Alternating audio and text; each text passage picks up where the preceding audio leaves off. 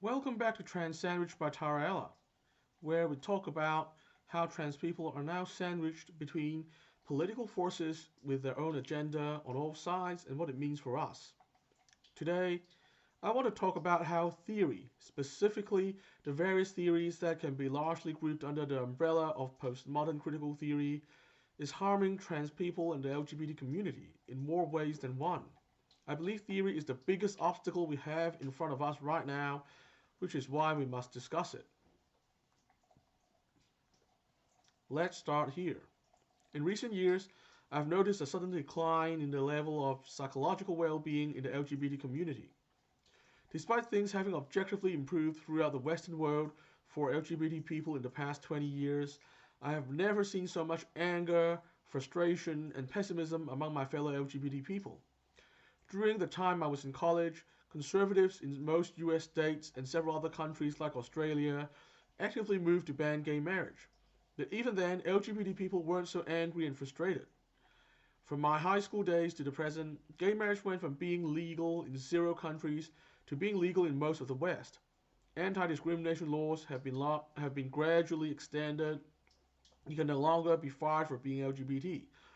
But LGBT people seem to be getting angrier all the time. And this doesn't make sense to me. Digging deeper, I came to the conclusion that postmodern theory was the culprit of this change. Back in the 1950s, the psychologist Julian B. Rotter developed the idea that people could be placed on a spectrum of having an internal locus of control on one hand versus an external locus of control on the other end. People with an internal locus of control believed that they were in control of and responsible for the successes or failures in their lives, and Rotter observed that they had high achievement motivation.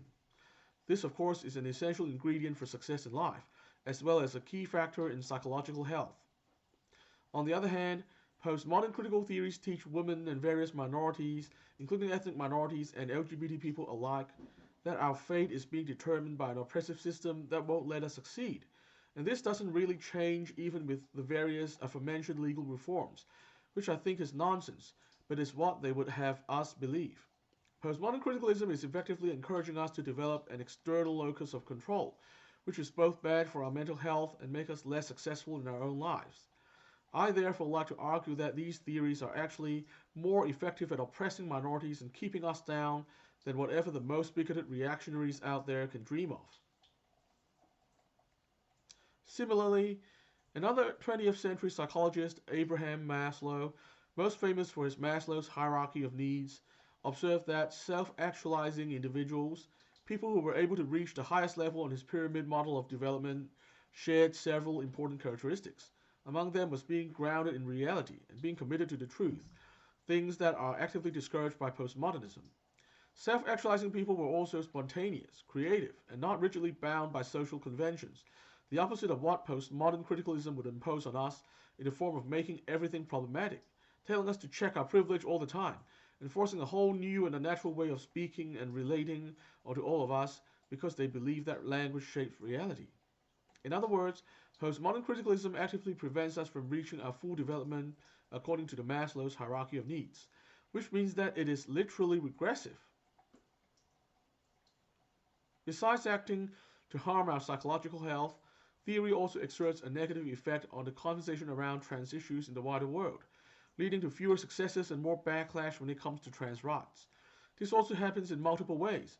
Firstly, postmodern theory essentially teaches us that we don't have to work with reality, as if reality itself is simply a social construct that can be altered at will, simply by changing our language or forcing other people to change their language.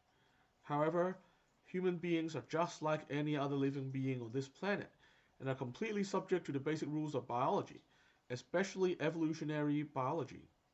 Certain things, like our sense of gender both in ourselves and in the outside world, or whether one is attracted to another person or not, are hardwired into all of us because it would be evolutionarily adaptive to do so. No language games can change that. This is why, when it comes to nature versus nurture, I come down strongly on the nature side, and I believe there is plenty of empirical evidence supporting my stance. Anyway, the important thing to know is life is full of inherent limitations, and effective solutions need to take these limitations into account. We need to take empirical reality as it is, and compromise with reality's limitations to reach effective solutions. The trans community of 10 years ago understood this, but today's trans activists seem not to. Secondly, the very presence of theory, much of it unscientific, has served to confuse the fundamentals of the conversation on trans issues. For example, there has been a fixation on the question of whether gender is a social construct, which is a core belief in the postmodern criticalist worldview. I personally strongly disagree with the idea of gender being a social construct because I think the empirical science says otherwise. However, this is not the important point. The important point is that we shouldn't be focusing on these pointless philosophical debates. We should be focusing on the reality of trans lives and what could be done to make those lives better.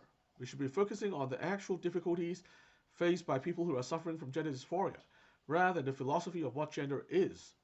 Trans lives are real lives, not some hypothetical academic question. We want practical solutions that work, not philosophy or theory that only works on paper. That's all for today. I'll be back next time to discuss another big idea. Remember, on this show, the personalities don't matter, it's the ideas that matter. Until next time, remember to resist conformity and stay positive. Our future depends on it.